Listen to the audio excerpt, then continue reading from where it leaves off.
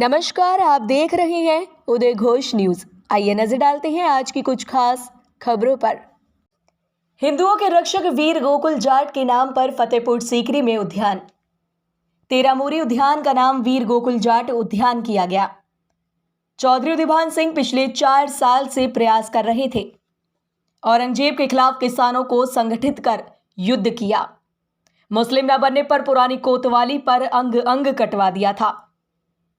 उत्तर प्रदेश सरकार ने उद्यान विभाग के अधीन फतेहपुर सीकरी में तेरामूरी बांध के निकट स्थित राजकीय उद्यान प्रक्षेत्र फतेहपुर तेरामूरी का नाम बदलकर गोकुल जाट उद्यान कर दिया गया है।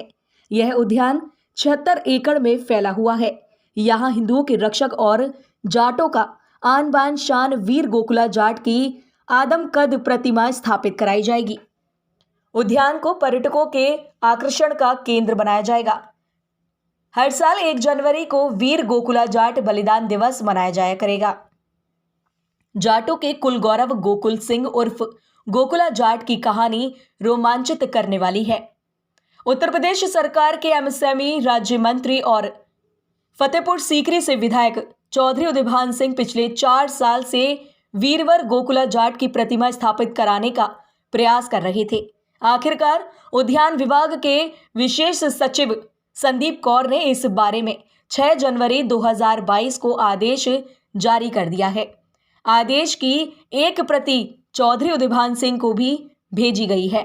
इस संबंध में चौधरी उदिभान सिंह ने बताया कि हमारी सरकार बलिदानी महापुरुषों की स्मृति को स्थायी रूप देने का प्रयास कर रही है।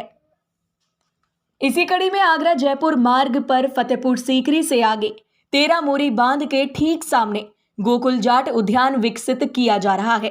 आने वाली पीढ़ियां उस वीर की बलिदानी कथा से परिचित हो सकेंगी, जिसे इतिहास ने भुला दिया है। वामपंथी इतिहासकारों ने गोकुला जाट के बलिदान का कहीं भी जिक्र नहीं किया है। वीर गोकुल जाट के नाम पर उद्यान का नाम रखकर उत्तर प्रदेश के मुख्यमंत्री योगी आदित्यनाथ ने जाटों का गौरव बढ़ाया है। मैं मुख्यमंत्री को साधुवाद देता हूं। जल्द ही आगरा में उनका नागरिक अभिनंदन किया जाएगा। उन्होंने बताया कि वीर गोकुला जाट तिलपत के जमींदार थे। अत्याचारी मुगल बादशाह ने जब मथुरा के मंदिरों को तोड़ने और अधिक मालगुजारी वसूलने का आदेश दिया तो कोतवालों ने जुल्म शुरू कर दिया। कोई भी विरोध नहीं कर पा रहा था। ऐसे में वीर गोकुला जाट ने हर वर्ग के किसानों को एकत्रित किया और मालगुजारी न देने का ऐलान किया। मुगल फौज और गोकुला जाट की किसान सेना के बीच संघर्ष शुरू हो गया। 10 मई 1666 को औरंगजेब की सेना और गोकुला जाट के बीच युद्ध हुआ, जिसे तिलपत की लड़ाई के नाम से जाना जाता है। जाटों की जीत हुई। इसके बाद औरंगजेब ने इस्लाम धर्म को बढ़ावा दिया और लगान बढ़ा दिया। गोकुला जाट ने लगान देने से मना कर दिया। औरंगजेब ने अनेक सेनापति भेजे। जाटों ने सबको हरा दिया। अतः औरंगजेब को 1669 में दिल्ली से चलकर मथुरा आना पड़ा। दिसंबर 1669 में औरंगजेब और गोकुला जाट के बीच 3 दिन तक भीषण युद्ध हुआ। अतः गोकुला जाट और उनके साथियों व परिजनों को बंदी बना लिया गया। गोकुला जाट के समक्ष औरंगजेब ने शर्त रखी कि जान की सलामती चाहते हो तो मुसलमान बन जाओ। गोकुला जाट हिंदू धर्म के रक्षक थे। इनकार किया तो पुरानी कोतवाली, यह जौहरी बाजार में है जिसमें अब पोस्ट ऑफिस है, के सामने गोकुला जाट को अंग अंग काट कर मार डाला गया। गोकुल सिंह के चाचा उदय सिंह की खाल खींच ली, पर मुस्लिम बनना स्वीकार नहीं किया।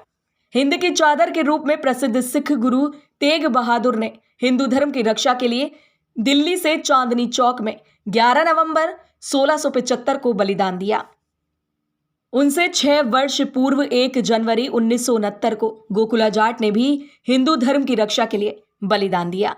खानवा की लड़ाई, पानीपत की लड़ाई, हल्दीघाट का युद्ध, चौसा की लड़ाई 1 दिन या कुछ घंटों में समाप्त हो गई, लेकिन तिलपत की लड़ाई 3 दिन तक चली।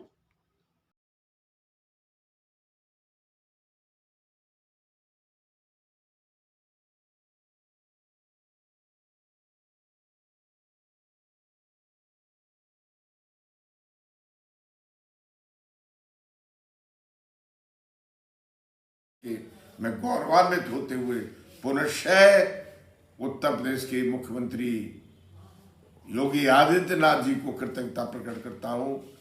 परमात्मा को स्वस्थ रखे, सुखी रखे, निरंतर वे हमारा मार्गदर्शन करते रहें। पुनश्च मैं उनको धन्यवाद प्रेषित